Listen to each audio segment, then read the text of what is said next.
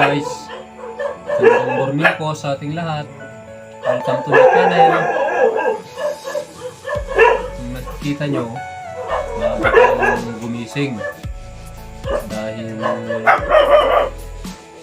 namimitas tayo ng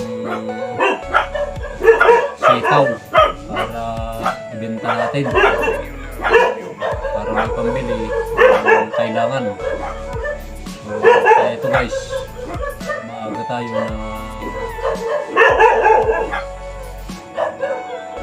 painit ng tubig para initan yung sikmura natin dito. So narinig nyo naman siguro yung mga tahol ng ato, kasi dito sa amin pag maaga pa lang may mga lumalabas na sa bahay. So ito, katuloy na tayo. Mamaya punta tayo dun sa pinagtamnan ng mga sitaw para mamitas tayo. Sabi ko nga na pag laging gulay naman, masasawa din tayo, kaya kailangan natin ibenta yung mga iba dahil marami talagang bunga na kahit pa paano bilhin natin ng ibang kailangan. Okay, panurin natin guys.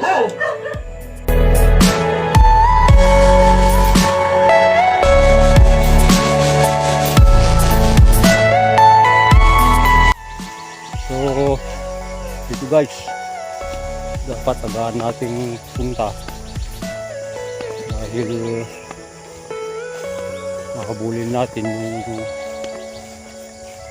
pagbebentahan natin, dahil sa amin araw ng palengke. So may kuha kasi yung pinsan ko, kaya dapat sana kagabi pa, kaso sabi niya na pitasin daw ng maaga para presko siya. So yan, dito na tayo. Ayan lang siya para sa riwa. So mamitas na tayo. So ang dami kasing bunga oh. Ayan sila oh, sobrang hahaba na yung mga iba. Ayan oh, yung mga iba ay ano na, sumubra na ata oh. Ayan oh, halos matumba na yung mga poste niya. Ang dami nito pag nakuha natin. Ayan oh, mahaba oh. So dyan banda kasi matumba na talaga, bumigay na oh. Oh, nandun na yung mga bunga. So mabigat. Yun. Yun guys. Yun. Oh, kung nakikita nyo naman oh. Nakapalibot din guys.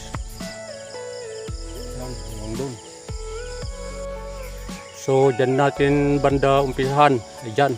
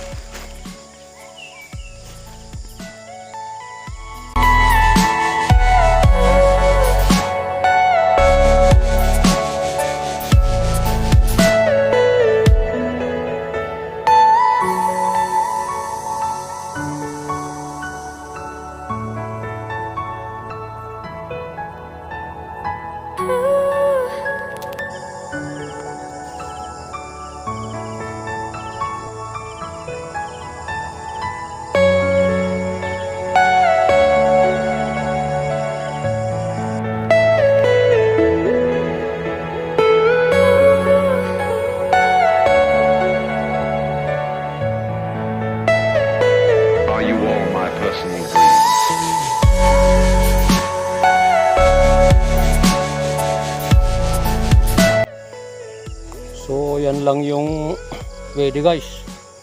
Ayan. Kasi yung mga iba sumubra na pala. Sumubra na sa nahinog na. O hindi na pa pala pwede.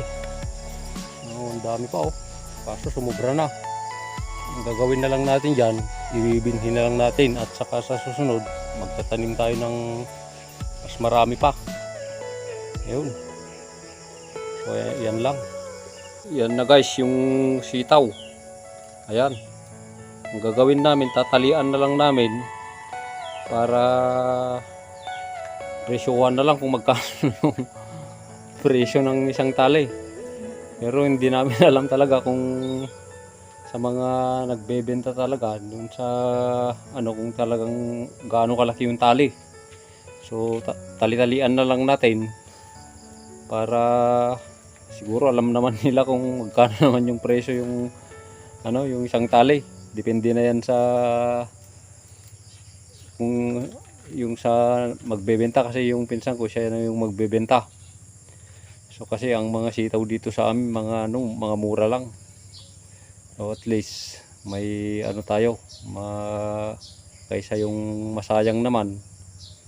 Ayan, ibibenta na lang natin yung may iba dahil sabi ko kung palaging sitaw naman nasasawa rin tayo. So ito sigurado tayo na walang halong chemical itong ibebenta ko dahil hindi tayo nag-spray niyan kung anong ginamit pa dyan.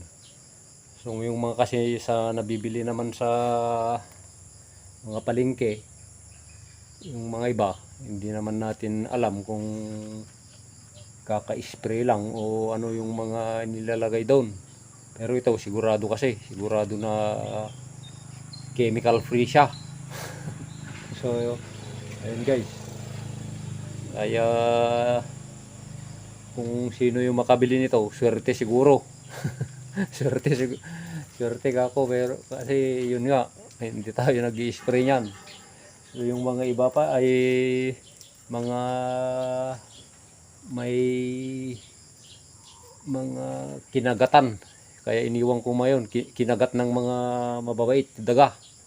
Yung mga iba kasi gusto naman pala nila yan. Siguro baka matamis.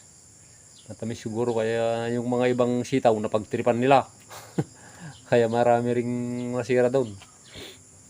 So yan guys, mamaya ibibigay ko kay pinsan kung nandun pa, sana maabutan. Pero kung hindi na natin maabutan, binta na lang natin diyan sa mga sa mga tao-tao diyan na natin, sa mga kapitbahay doon. So dito kasi sa amin, pag may mga panahon kasi ito, pag panahon ng sitaw, dami talagang sitaw, ganun ang guys, ang naman dito. Kaya mahirap din mabenta dahil halos lahat ng mga tao dito ay nagtatanim naman talaga ng mga gulay. Ayun, depende na lang yung mga nasa malapit sa dagat sa amin guys. Yun talagang hindi sila makapagtanim dahil wala silang matamnan na gaya dito sa atin na malawak ang mga lupa. Doon mabuhangin, saka maalat daw yung lupa nila, saka yun nga hindi pwede dahil malapit nga sa dagat So okay guys, panurin lang natin. So ayan guys, natapos na. Kung nakikita nyo, ito bilang naman ilang bilangin niya kung ilang piraso. 1, 2, 3, 4, 5, 6,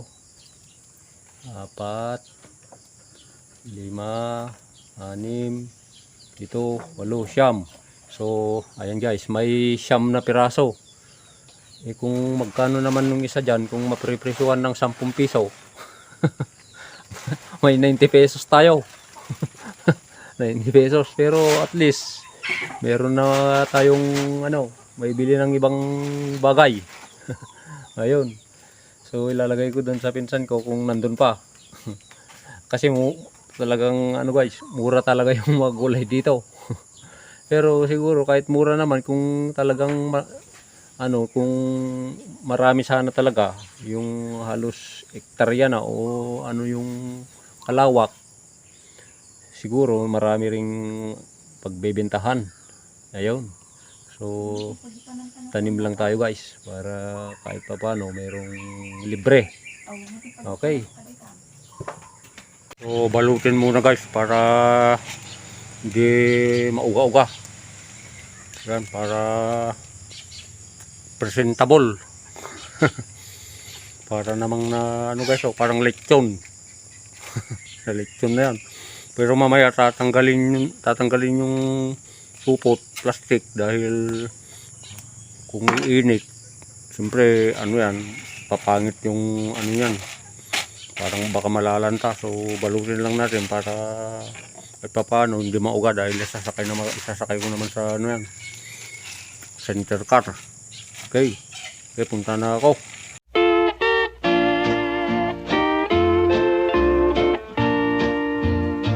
So ito yung bahay ng pinsan ko guys, ito.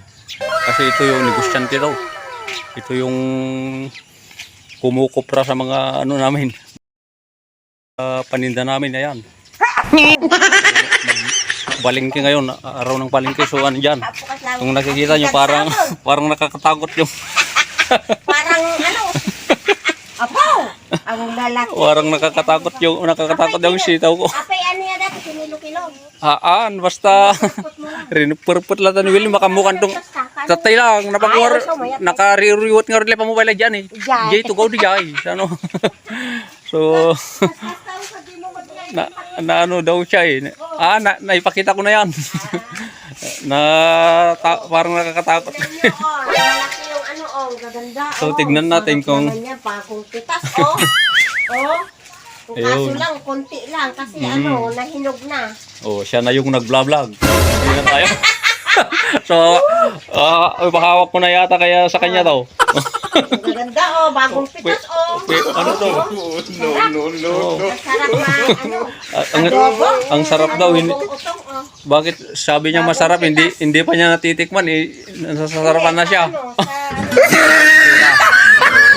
So ayan yung ating sitaw, tignan natin kung magkano naman yung na ano niya. So ako na yung bahala sa kanya na magbigay kung mabenta niya. Mabenta. Saka hihintayin ko mamaya kung pagdating niya kasi may bibenta pa daw siya na avocado. Ang pangalan ng ano guys, yung pinsan ko, Nancy. Yun. Kaya kung nakikita niyo Nancy, hindi nyo dapat nakikita eh, kasi Nancy. So ito, ang kambal oh. Mga apo ko na to. Ang kambal. Oh. So, bakit magkamukha? Tignan ko. Tignan nyo guys Ay, yung, vlog na kayo na itapno. Oh. Magsikat kayo ka na. so kambal ito oh. Kung nakikita yung, yung mukha nun. Yung isa naman, Kamukha sila. oh. So, marunong yung tatay. Swerte. So, ito yung bahay ng pinsan ko guys, oh. Ay, Oh. pangit. Ay, wag mo nga ano yung bahay namin. Anong maano dyan? Magulo. Walang magulo sa ano. Magulo. Ito. Oh, may tindahan pala dito sa loob. Ba't nandito yung tindahan? Eh, may secret na ano. May secret na tindahan pala siya dito. Ayun. So, kaya pala Nancy yung pangalan. Dahil sa tindahan pa lang, hindi rin nakikita. Negosyante kasi itong pinsan ko guys. Oh, kikita nyo yung... Pero may ano yan. Sa pagtataga niya, may anak yan na ngayon. Valedictorian pa. Sige ko sa kanya. Sa kanyang pagbebenta ng mga ano din sa amin, mga gulay-gulay yan. Nakapagpatapos ng mga anak. Sinasaludohan kita. Hey! God bless sa'yo, Yuki. So, ito naman yung kanyang isang anak. Puro babae, guys. Ayan. Puro babae. 4 ata na babae. Yun. Ito naman si Bayaw, oh. Nako, larawang kupas na to. Oh. May larawang kupas dito. Nako, grabe naman yung ngiti. Oh, parang nung nakasal pala sila ano, tuwang-tuwa si Bayaw. Oh, siyaw. Oh, no. So yan guys, yun, itong bahay nila. So maganda, kulang lang sa pintura na to para para okay na tignan. Ayan. Okay. So ito yung mga ibang ibebenta niya na epektos. Ay, avocado. Nang lalaki naman yan. Nay, nako, ang Ganyan ang klase, pero... nakakatakot naman yung itsura. Oo, nagurdungan ko, maya na to. Parang dikit ata. Dikit na, avocado ito. Saka ito. Ito. Saging na maliliit. Saging. Hindi namin naibenta kasi hindi pa hinog yan kahapon. Ayun. Yung kanya dun sa palengke ngayon. So, baka may inspiration na yan dahil nalulot na. Pero masarap pa rin yan. Asan na ba yung wala na si Insyo. Niladyo sa dito. Bigyan nga So, hinihintay niya yung kanyang sasakyan. Kasi hindi ihatid ko sana kaso may gagawin pa ako doon.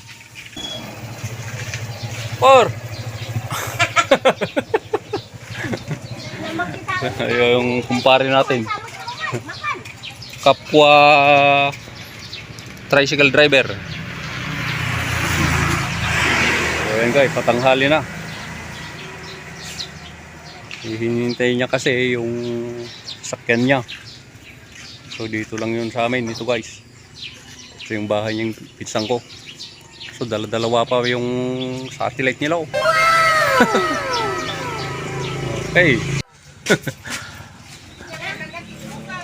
Tindaw.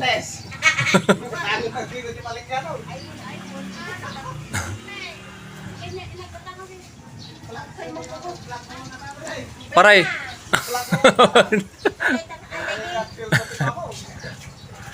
So ayan siya guys. Si pinsan, nandun na yung service. Ayun. Kapag natin yan, kumpare natin. Itulong mo man. So ayan siya. Paano kita matutulungan Vlog. Nahihirapan ako. Nahihirapan yung kamay niya kasi Grasya. Talaga si insan ay hindi talaga nakikita Nancy kasi. So magaling to sa sales stock kasi guys, kaya madali lang to makabenta. Ito yung mga kiluhan. Yan yung mga dapat sa negosyante. Sige, bye-bye insan.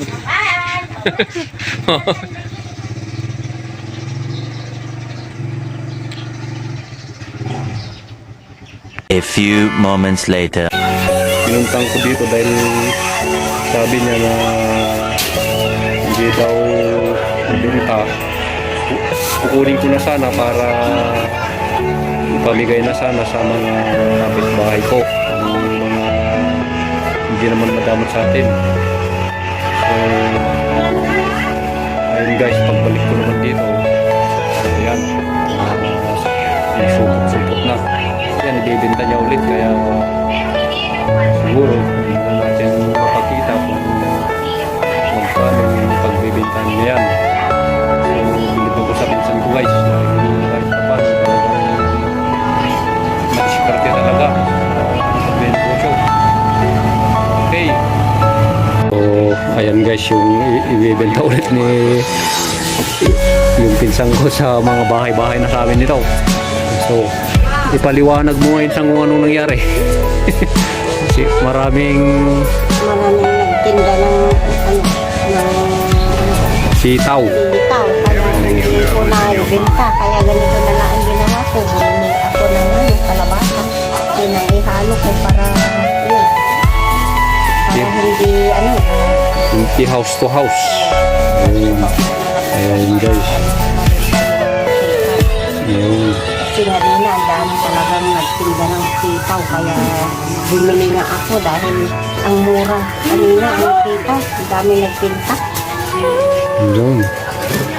So, ayun si Pinsan, talagang matyaga to. Bilib ako sa kanya. So, alis ka na para. Ayun guys.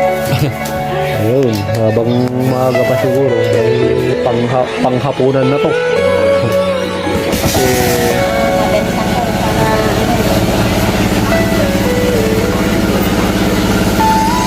kasi ang ginagawa namin dito, pagka mabenta mo rin yung tanim mo, ibili mo rin ng ulam na iba. Kasi nasasawa. marami sa ito eh, ano naman. Nasasawa. Kaya ibili na lang ng iba para Maiba naman. maiba naman. Okay. So, nasa bahay tayo guys. At ito, gabi na. Ang nangyari sa sitaw natin na ibininta naman minsan ay hindi pa natin nakukuha yung bayad. Ang nangyari kasi, yung mga iba hindi pa daw nagbabayad dahil inutang na lang. So, ganun kasi yung mga kababayan natin.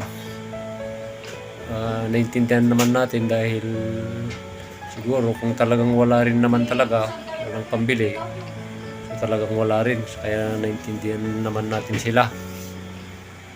Minsan pa kasi yung mga iba, yung mga hindi marunong na magtanim-tanim, so ayun, nakakautang pa sila dahil wala nga silang tanim. Saka ganito kasi guys dito sa probinsya, talagang matumal makabenta pagdating sa mga gulay. So hindi naman nila lahat na hindi nagtatanim, pero ganun kasi ang nangyayari dito. Saka halos magkakamag-anak naman kasi yung batao dito, kaya naintindihan naman natin sila. So ayun. So mas maganda na guys yung kahit papaano may hinihintay tayo na darating. So yun guys ang ating video. Huwag kalimutang mag-likes, comments, share na rin guys. At higit sa lahat, subscribe na para updated kayo sa mga susunod pa nating video. God bless us all guys.